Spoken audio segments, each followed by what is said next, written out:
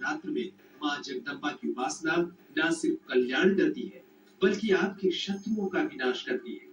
माँ जगत जननी की उपासना तो आप किसी भी समय कर सकते हैं। तो अब आपके दिमाग में ये सवाल हो रहा होगा कि गुप्त नवरात्रि और सामान्य नवरात्रि में क्या अंतर होता है।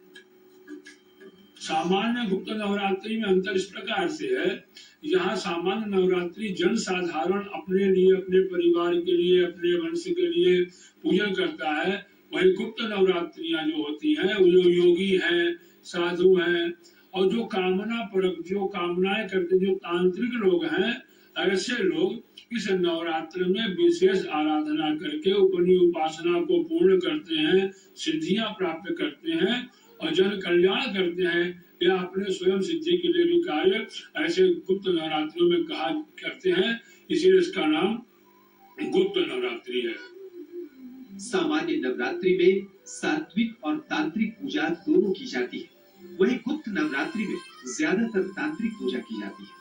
इसमें साधना को गोपनीय रखा जाता है। कहा जाता है कि गुप्त नवरात्रि में पूजा और मनोकामना जितनी गोपनीय होगी, सफलता उतनी ही ज्यादा मिलेगी। गुप्त नवरात्र की पूजा का सबसे उत्तम समय आधी रात से सूर्योदय तक माना गया है। गुप्त नवरात्र में 10 महाविद्याओं की भी खास साधना की जाती है। कहते हैं माँ पार्वती के क्रोध से निकली थी 10 देवियां और फिर 10 दिशाओं में प्रकट हुई थी 10 महाविद्याएं।